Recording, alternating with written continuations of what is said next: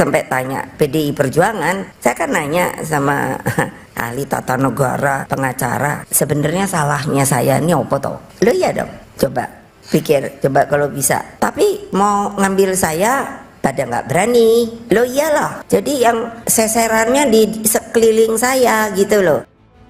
Faktanya masih Ibu Mega sendiri yang membackup Hasto ini, mengingat kedua ahli waris ini kan sebetulnya masih dalam masa transisi. Kita pernah berdiskusi bahwa Nanan akan dibesarkan di jalur partai, sehingga bisa kita sebut semacam magang dengan Hasto ini. Dekat kan dia dengan sekjen, karena memang blueprint Ibu Mega begitu. Nanan akan di jalur partai, Puan di jalur pemerintahan, gitu. Tapi kan kita sudah diskusikan bahwa rencana-rencana ini sudah berantakan ya. Jadi Puan yang diharapkan menjadi RI 2 di periode yang sekarang itu kan nggak kejadian. Halo, Assalamualaikum warahmatullahi wabarakatuh. Kembali lagi di channel Blood to War. Terima kasih sobat sudah hadir di video ini. Semoga sobat selalu dalam lindungan Allah, selalu sehat, selalu diberi rezeki yang berkah dan berlimpah. Amin ya Allah ya Rabbal Alamin. Di kesempatan kali ini kita akan mengulas video yang siapa menyangka di balik megahnya bendera PDIP Perjuangan, siapa menyangka di balik megahnya bendera PDI Perjuangan kini tengah terjadi badai politik yang tak kasat mata. Dugaan manuver internal, persaingan sengit antar faksi, hingga sorotan terhadap Sekjen Hasto Kristianto menjadi bahan perbincangan. Apa yang sebenarnya terjadi di tubuh partai yang dikenal solid ini? Apakah ini awal dari era baru atau justru keretakan yang sulit diperbaiki? Yuk simak videonya, bagaimana cerita tentang hal ini. Bu Mega sebagai mantan presiden tentu sangat mengerti hukum begitu ya. Dan pimpinan KPK ya, menurut aturan yang ada di internalnya tidak boleh menemui pihak-pihak yang sedang berperkara gitu loh. Artinya apa? Kalau toh kemudian Ibu Mega mendatangi KPK dalam kaitan ingin bertanya kenapa dan mengapa begitu ya, itu juga percuma karena pasti tidak akan ditemui oleh pimpinan KPK. Bagaimana Mas Yosef melihat ini? Iya, nggak bisa kan, mereka punya protap yang harus ditaati. Itu kan teritorinya KPK. Ya harus ikut aturan KPK. Nggak bisa. Mau pakai tekanan massa, ya saya pikir kan itu yang justru tidak rasional. Arahnya sepertinya akan ke situ kalau kita melihat bahasa-bahasa yang muncul, Mas Yosef. Masih perlu waktu untuk melihat itu ya, karena saya kira hitung-hitungan risiko politiknya cukup besar ya kalau itu dilakukan secara gegabah ya. Mengingat di dalam PDIP sendiri kan ada kubu-kubu juga ya, bukan hanya kubunya Sekjen ini kan. Ini kan sebetulnya kembali lagi ke persoalan triangle yang pernah kita bahas antara Ibu Mega dengan dua ahli warisnya ini kan, yang sebetulnya belum bisa diselesaikan juga oleh Ibu Mega sendiri. Jadi masih dalam keadaan yang begitu gamang terkait soal transisi kepemimpinan kan, yang memang sayangnya sejauh ini Ibu Mega memang bersandar pada sekjennya ini. Jadi kalau kita agak flashback ke belakang ya, untuk sedikit menjelaskan kenapa memang sejak Pak TK berpulang, selama ada Pak TK kan sebetulnya itu menjadi partner Ibu Mega, bisa juga dibilang sebagai sekondan politiknya kan. Iya. Lalu beliau berpulang di 2013 itu, Hasto jadi sekjen di 2014 dan faktanya bahwa Hasto menjadi sekjen yang terlama di PDIP ini mestinya menjadi point of analysis.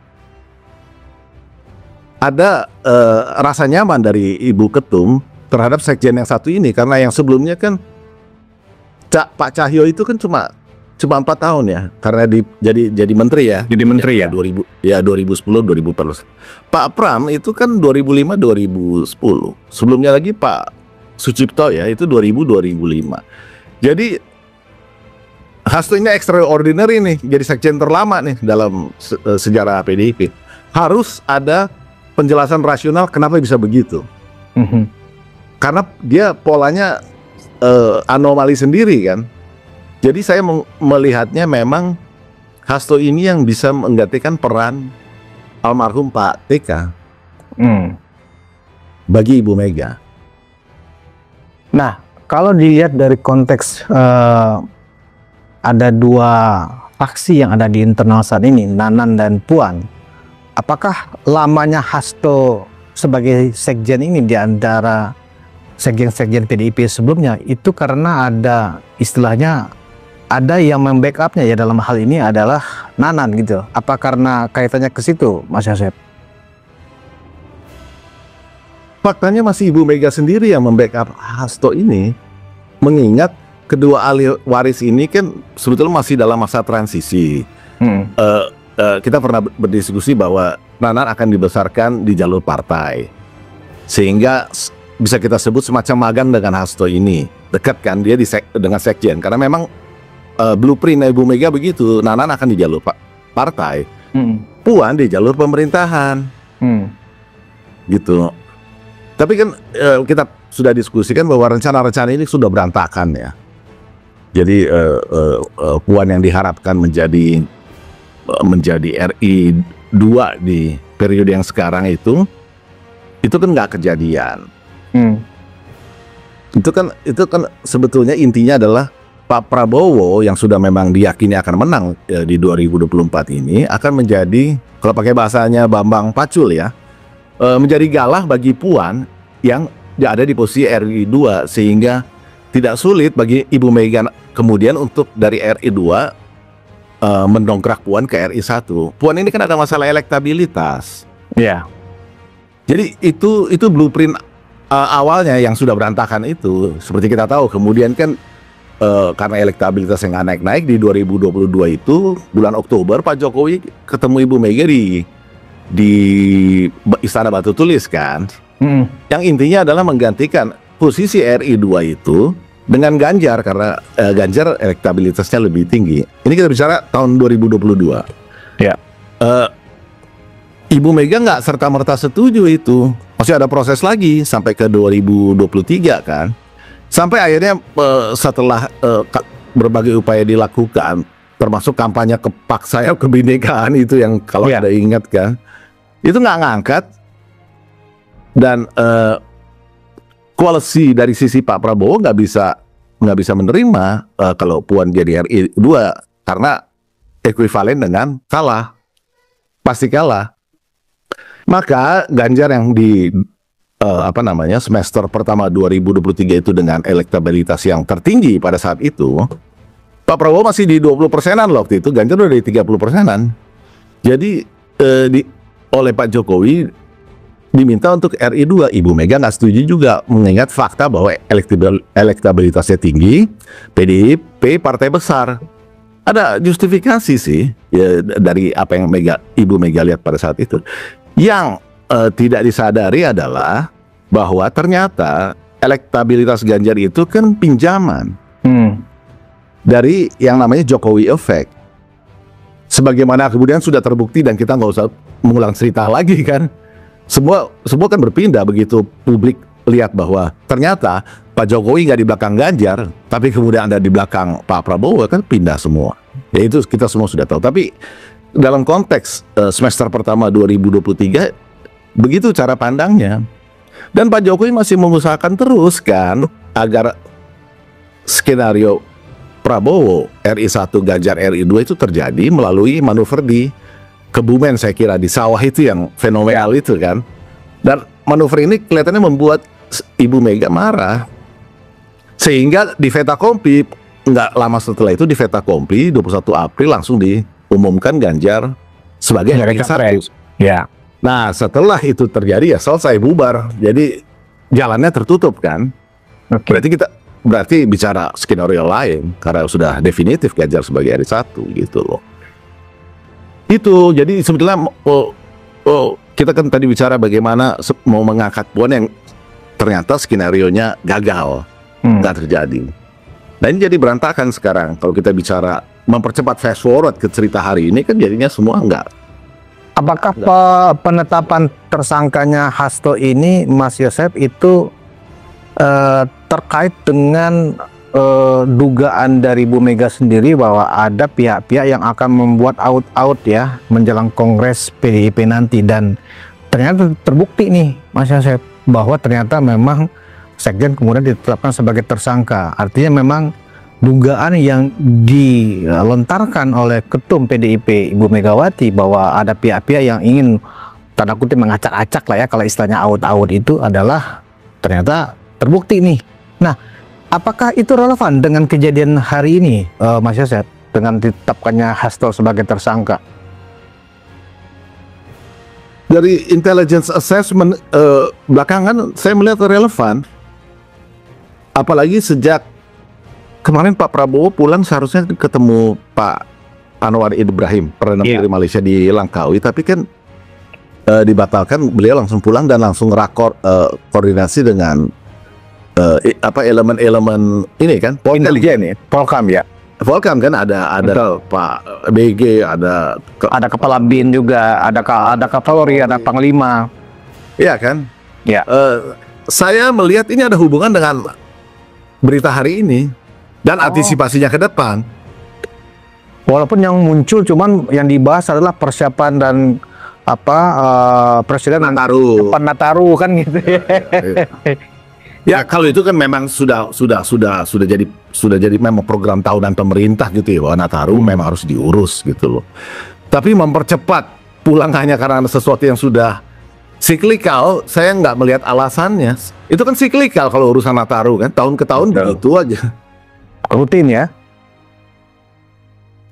Nah, apa kaitannya dengan tuduhan meng-out-out itu kan urusan yang berbeda antara proses penegakan hukum dengan proses internal yang itu juga menjadi rutin 5 tahunan di PDIP. Apakah memang ada korelasinya gitu loh, Mas Yosef, dengan tersangkanya Hasto ini? Dan proses untuk Hasto ini menjadi tersangka kan juga nggak ujuk-ujuk gitu loh. Lebih kurang hampir, kalau kita lihat dari proses kasus ini sendiri kan dari 2019-2020. Artinya kan cukup lama.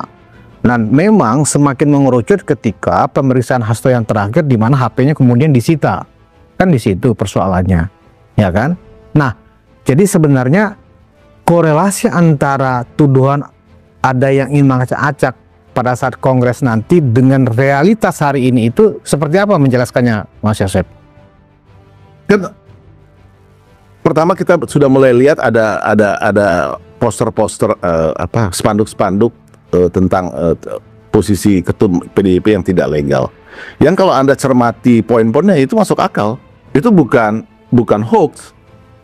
Itu kan penentuan, perpanjangan itu kan tidak melalui mekanisme Rakernas paling sedikit atau Kongres. Itu kan dilakukan di Juli oleh Ibu Mega secara sepihak gitu. Jadi ada pihak yang mengerti ini, yang kemudian mengangkat keluar, dan yang ada yang panik, yaitu kelompoknya Sekjen dan Sekjennya, iya kan? Dan bahkan ada video tentang itu, Mas Yosef, ternyata orang dalam sendiri juga yang memasang spanduk itu. Itu ya, saya mau mengarah ke sana soal tadi kan pertanyaannya cawe-cawe.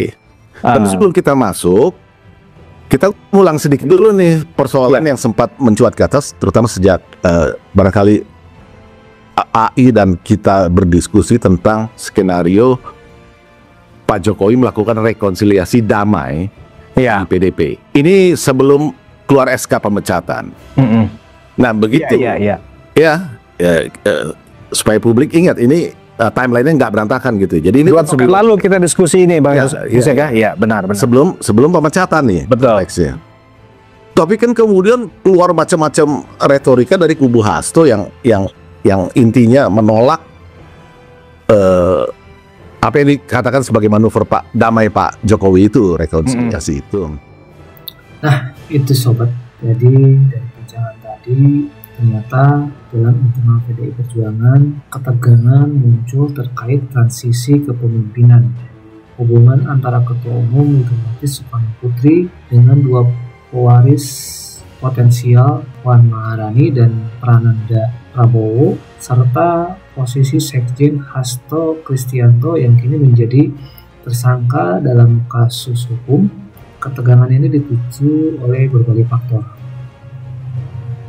termasuk dugaan adanya upaya pihak tertentu untuk mengaut-ngaut stabilitas partai menjelang Kongres. Hasto yang menjadi sekjen terlama dalam sejarah PDIP dianggap sebagai figur penting yang dekat dengan Megawati setelah kehilangan sosok pendamping politik seperti Pak Taufik Kemas. Namun, perubahan strategi politik seperti dukungan terhadap Ganjar Pranowo sebagai calon presiden dan Puan yang tidak berhasil mendapatkan posisi RI 2 telah memicu pergesekan internal. Keputusan-keputusan Megawati dalam menentukan arah partai juga mendapat kritik, termasuk dari dalam partai itu sendiri. Dugaan adanya manuver politik eksternal dan internal makin kuat setelah Hasto ditetapkan sebagai tersangka. Hal ini menambah kompleksitas situasi. Terlebih dahulu munculnya isu spanduk yang mempertanyakan legalitas Megawati sebagai ketua umum, serta upaya rekonsiliasi yang didorong oleh Presiden Jokowi. Semua ini memperlihatkan dinamika dan tantangan besar di tubuh PDIP menjelang tahun politik. Nah, bagaimana tanggapan sobat semua? Yuk tanggapi di kolom komentar. Terima kasih sudah nonton sampai akhir video ini.